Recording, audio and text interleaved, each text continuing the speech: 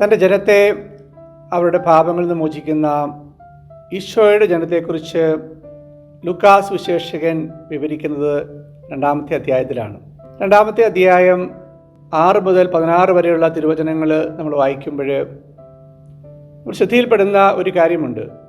ഒരേ കാര്യം തന്നെ 3 പ്രാവശ്യം ആവർത്തിച്ചിരിക്കുന്നു. 2:7, 12, 16. 2:6 ഇപ്രകാരം നമ്മൾ കാണുന്നു: മറിയം തൻ്റെ കടിഞ്ഞൂൽ പുത്രന് ജന്മം നൽകി, അവനെ പിള്ളക്കച്ചുകൊണ്ട് പൊതിഞ്ഞ് പുൽത്തൊട്ടിയിൽ കിടത്തി എന്നുള്ള കാര്യമാണ്. ഇതേ കാര്യം തന്നെ 2:12, 16 നമ്മൾ കാണുന്നു പുൽത്തൊട്ടിയിലെ ശിശുവിനെ കുറിച്ച്. പിള്ളക്കച്ചുകൊണ്ട് പൊതിഞ്ഞ് പരിശുദ്ധ കന്യകാമറിയം പുൽത്തൊട്ടിയിൽ കിടത്തിയ ശിശുവിനെ കുറിച്ച് ബെനഡിക്ട് 16 പാപ്പ പറയുന്ന പ്രകാരമാണ് അത് ബലിവേദിയിലെ ബലിവസ്തുവാണ് എന്ന്. യെശയ്യാ പ്രവാചകന്റെ പ്രവചനങ്ങളിൽ 42-ാമത്തെ അധ്യായം, 49-ാമത്തെ അധ്യായം, 50-ാമത്തെ അധ്യായം, 53-ാമത്തെ അധ്യായം, ഈ അധ്യായങ്ങളെല്ലാം പറയുന്ന കർത്താവിൻ്റെ ദാസനെക്കുറിച്ചുള്ള പ്രവചനങ്ങളുടെ പൂർത്തീകരണമാണ് പരിശുദ്ധ കന്യകാമറിയം ജന്മം നൽകിയ പിള്ളക്കച്ചുകൊണ്ട് പൊതിഞ്ഞ് പുൽത്തൊട്ടിയിൽ കിടക്കുന്ന ശിശു. കത്തോലിക്കാ സഭയുടെ മതബോധന ഗ്രന്ഥം 519-ാമത്തെ പാരഗ്രാഫ് ഇപ്രകാരം നമ്മെ പഠിപ്പിക്കുന്നുണ്ട്: ഈശോ തനിക്കായി ജീവിച്ചില്ല, നമുക്ക് വേണ്ടിയും നമ്മുടെ രക്ഷയ്ക്കും വേണ്ടി മനുഷ്യനായിട്ട് അവതരിച്ചു.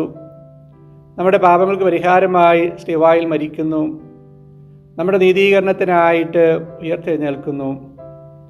ഇപ്പോൾ ഈശോ ചെയ്ത കാര്യങ്ങളും സഹിച്ച കാര്യങ്ങളും പിതാവിൻ്റെ സന്നിധിയിൽ ഓർമ്മിപ്പിച്ചുകൊണ്ട് നിരന്തരമായി നമുക്ക് വേണ്ടി മാധ്യസ്ഥത വഹിക്കുന്നു. മർക്കോസിന്റെ സുവിശേഷം 10-ാമത്തെ അധ്യായം 45-ാമത്തെ വചനവും, മത്തായിയുടെ സുവിശേഷം 20-ാമത്തെ അധ്യായം 28-ാമത്തെ വചനവും ഈ കാര്യം തന്നെയാണ് നമ്മെ ഓർമ്മിപ്പിക്കുന്നത്. ശുശ്രൂഷിക്കപ്പെടാനല്ല, ശുശ്രൂഷിക്കാനും അനേകരുടെ പാപമോചനത്തിനായിട്ട് സ്വജീവൻ മോചനദ്രവ്യമായി നൽകുവാനുമായി എന്ന് ജോൺ പോൾ രണ്ടാമൻ പാപ്പ 1979 എഴുതിയ മനുഷ്യൻ്റെ വിമോചകൻ എന്ന ചാക്രലേഖനത്തിലെ 11-ാമത്തെ നമ്പറിൽ ഇപ്രകാരം നമ്മൾ വായിക്കുന്നുണ്ട്: ഈശോയുടെ സമ്പത്ത് എല്ലാം ഓരോ വ്യക്തിയുടേതുമാണ്, നമ്മൾ ഓരോരുത്തരുടേതുമാണ്, അതുപോലെ തന്നെ നമ്മുടെ ഓരോരുത്തരുടെയും സമ്പത്താണ് എന്ന്. നമുക്കെല്ലാവർക്കും അറിയാവുന്നതുപോലെ ഈശോ വന്നത് സ്വയം നമുക്ക് എല്ലാവർക്കും ഭക്ഷണമാകുവാനും പാനീയമാകുവാനും വസ്ത്രമാകുവാനും പാർപ്പിടമാകുവാനും അതുപോലെ തന്നെ നമ്മുടെ ജീവിത പങ്കാളി ആകുവാനുമാണ്. ഈശോയെ തിരിച്ചറിയുവാനായിട്ടും ഈശോയുടെ തുടർച്ചയായ തിരുസഭയെ മനസ്സിലാക്കുവാനും തിരുസഭയിലെ അംഗങ്ങളായ നമ്മൾ ഓരോരുത്തരും എങ്ങനെ ജീവിക്കണം എന്നുള്ളത് മനസ്സിലാക്കുവാനും നമുക്ക് സാധിക്കട്ടെ.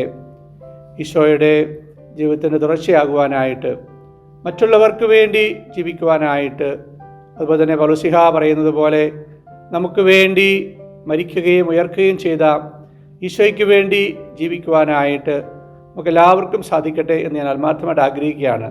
ക്രിസ്മസ് ആഘോഷിക്കുന്ന നിങ്ങൾക്കെല്ലാവർക്കും സമൃദ്ധമായിട്ട് ദൈവാനുഗ്രഹവും സമൃദ്ധിയും ഉണ്ടാകട്ടെ എന്ന് ആഗ്രഹിക്കുന്നു, പ്രാർത്ഥിക്കുന്നു. ഈശോ മിശിഹായ്ക്ക് സ്തുതിയായിരിക്കട്ടെ.